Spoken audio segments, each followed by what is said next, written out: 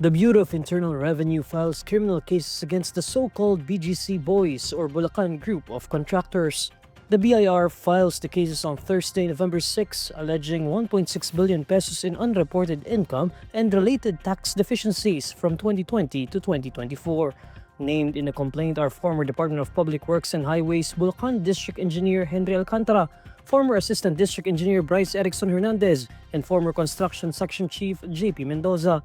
BIR Commissioner Romeo Lumagi Jr. says the filing is the second batch of cases related to the flood control anomaly.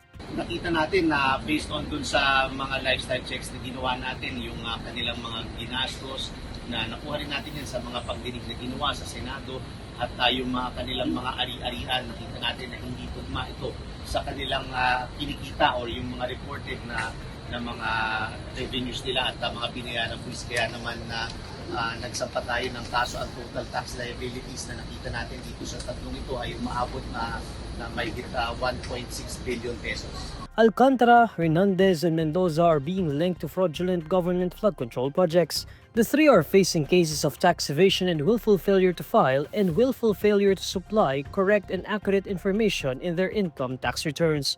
Lumagi says the investigation is far from over. He says the BIR is continuing its investigation into other contractors and officials. Lahat ng personalities, walang makakalusot dyan. Titingnan po natin na lahat. But again, tandaan lang po natin na ang investigasyon ng BIR ay limited lamang sa possible tax liabilities, tax evasion. Hindi BIR ang nag-iimbestiga ng graft and corrupt na ano yan.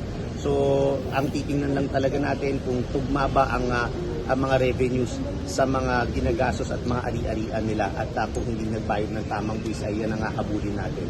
So, yung pag-conduct natin ng lifestyle checks ay ikukumpira lang yan sa buwis na binayaran or hindi binayaran. Alcantara, Hernandez, and Mendoza have testified at congressional hearings into anomalous flood control projects.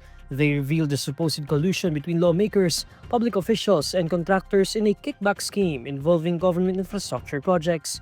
Senator Ping Lacson previously revealed the BGC Boys supposedly posed as contractors and laundered billions of pesos in casinos.